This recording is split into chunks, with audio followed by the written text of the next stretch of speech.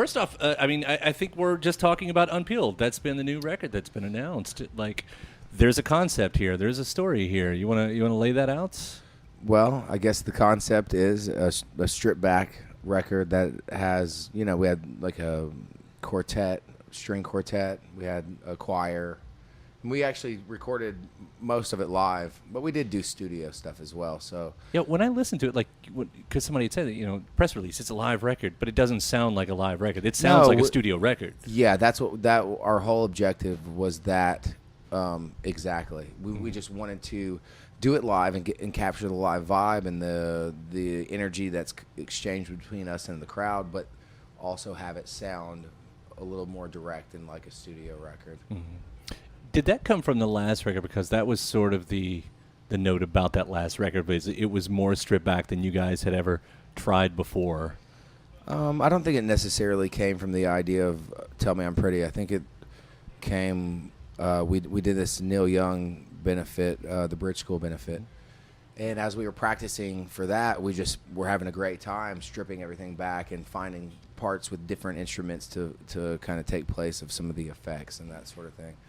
And it just became really fun and evident that we should do more of that. Yeah. And then we played the Neil Young show. It went off really well, and we had a great time doing that and kind of decided to do a whole tour that way. And then that evolved into a record, and I don't know, and so on. And now here we are talking to each other. Did any of the songs get a major overhaul? I mean, like right now, of course, I've heard the two that are out, but were you guys able to look at, because it's kind of a chance for some of the songs to get a second chance? Yeah, definitely. I think that was our whole idea, is to re-envision every song and kind of take a new approach. There's some songs that stay a little closer to what the songs were originally, but a lot of them drift off and kind of take their own form.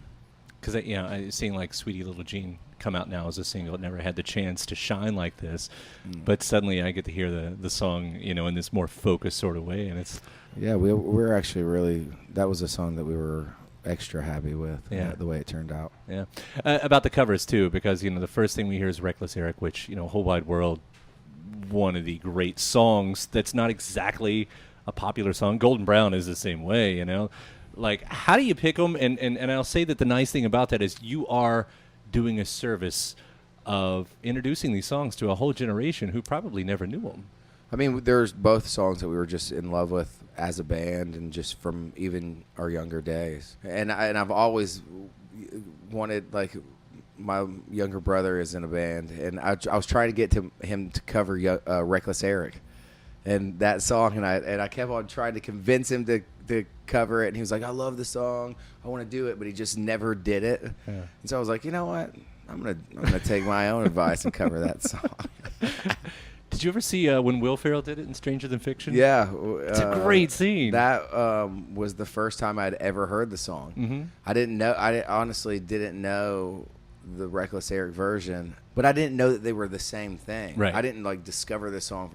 I heard that version, and then a year later heard Reckless Eric one. I was like, oh man, that song's awesome. And they're like, yeah, remember that part when the Will Ferrell sang it? I was like, what?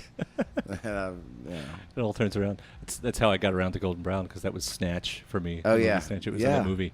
Yeah. It was just the coolest. It sounds like a difficult song to me. It is a little bit complicated, but it's really not if you break it down from piece to piece as far as instrumentation. But when it all comes together, it sounds like it is, because right. You're all kind of doing drastically different things. Yeah. But yeah, Stranglers. The cool thing about that song too is that that's kind of one of the songs of theirs that only sounds like that. A lot of their other stuff sounds. See, I've never listened to their other stuff. Oh yeah. Okay, it's a little bit more angular punk kind of.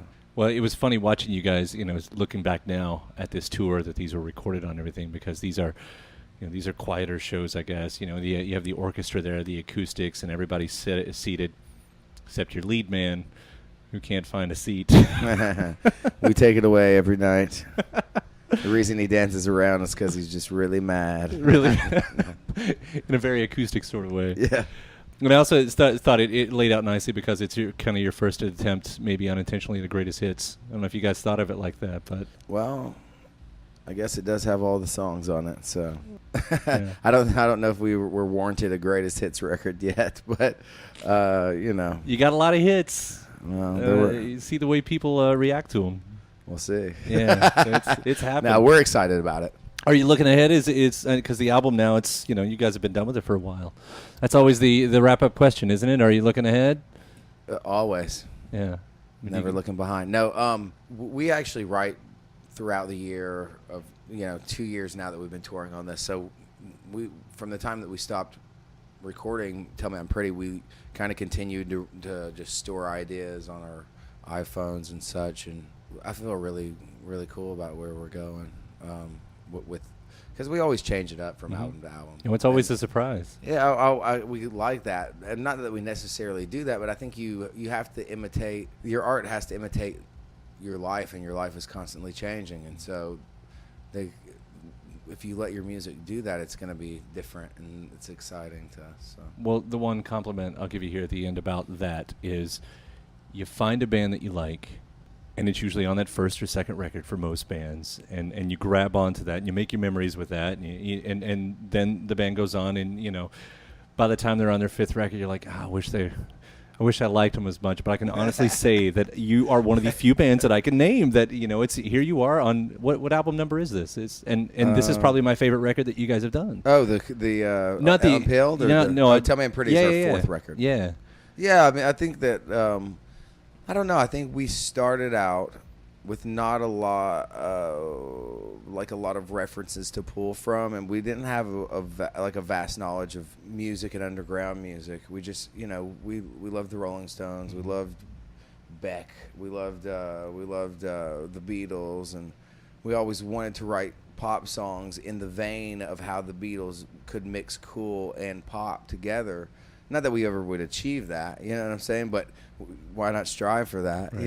And I think just recently, I mean, not recently, but, within the last 5 to 7 years, we were able to kind of put together all the dots and really achieve what we were going for on at least Melophobia and Tell Me I'm Pretty. The other two records, I think I appreciate for being a snapshot in time of where we really were. It was true songs to us, but they're not as, I don't know, maybe not as thought out, and maybe some of that is a good thing, and maybe some of that isn't. It's like looking back at the yearbooks photos, Yeah, exactly, right? That's just what it always is. Sometimes you wear a cool shirt, but your haircut sucks. All right, Brad, thank you so much. That's All what I right, got, thanks, man. It's great talking.